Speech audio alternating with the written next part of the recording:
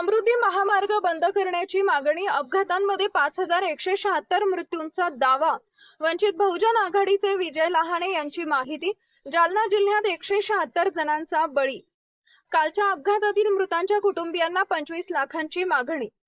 समृद्धी महामार्गावरील सततच्या अपघातांमुळे हा महामार्ग बंद करण्याची मागणी वंचित बहुजन आघाडीच्या वतीने करण्यात आली आहे। जिल्हा अधिकाऱ्यांमार्फत मुख्यमंत्र्यांना याबाबत निवेदन देण्यात आले। वंचित बहुजन आघाडीचे विजय लहाने यांनी दिलेल्या माहितीनुसार मुंबई ते नागपूर या समृद्धी महामार्गावर आतापर्यंत तब्बल 5176 लोकांचा मृत्यू झाल्याचा दावा करण्यात आलाय। यामध्ये एकट्या जालना हद्दीतच 176 निष्पाप नागरिकांचा बळी गेल्याचंही त्यांनी नमूद केले।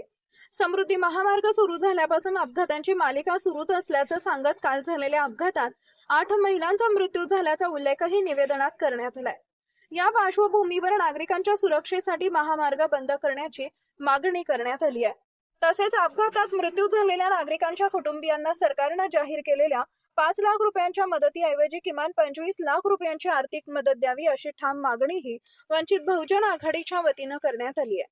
दरम्यान सततच्या अपघातांमुळे समृद्धी महामार्गाच्या सुरक्षिततेवर प्रश्नचिन्ह निर्माण झाले असून या मागणीमुळे प्रशासनावर दबाव वाढण्याची शक्यता आहे। आज आम्ही वंचित बहुजन आघाडीच्या वतीने जिल्हाधिकारी मॅडम यांना भेटायला आलेलो आहे आणि त्यांना मी रिजिस्टर या ठिकाणी निवेदन दिले आहे लोकशाही मार्गाने।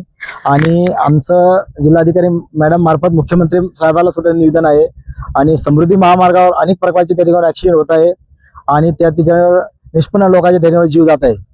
आज हे कामगार आमच्या जिल्ह्यामधले 9 कामगार त्या ठिकाणी मरण पावलेले आहे। कालपर्यंत 7 लोक होते, आज सकाळी सुद्धा एक कामगार गेलेला आहे आणि आतापर्यंत आमच्याकडे अशी माहिती आली घाटी रुग्णालयामधून की 9 लोक त्या ठिकाणी मरण पावलेले आहे आणि त्यांना राज्य सरकारने 5 लाख रुपये या ठिकाणी त्यांना देऊ गेलेले।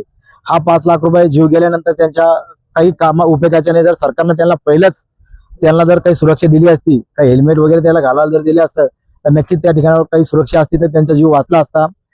हा खूप मोठा विषय आहे आणि सरकार म्हणजे आतापर्यंत जेव्हापासून या समृद्धी महामार्ग खोलला आहे तेव्हापासून फक्त जालना जिल्ह्यामध्ये आता कालची जी घटना घडली कडवंची शिवारामध्ये घडलेली आहे, पण पाठीमागाची घटना घडली नागेवाडीपाशी अनेक प्रकारचे असे ऍक्सिडेंट झालेले आहेत। पण जालना जिल्ह्यामध्ये आतापर्यंत येणाऱ्या एका वर्षामध्ये फक्त 176 लोकांचे त्या ठिकाणी जीव गेलेले आहे समृद्धी महामार्गावर। आणि आता जर जेव्हापासून राज्य महामार्ग समृद्धी महामार्ग खुललेला आहे तर ते मुंबईपासून तर नागपूरपर्यंत आतापर्यंत 5176 लोकांचा त्या ठिकाणी जीव गेलेला आहे। आणि मग इतके लोक त्या ठिकाणी गेलेले असेल तर समृद्धी महामार्गाला बॅन करावा, समृद्धी महामार्ग बंद करावा आमचा जिल्हाधिकारी मार्फत मुख्यमंत्र्याला आम्ही मागणी केलेली आहे।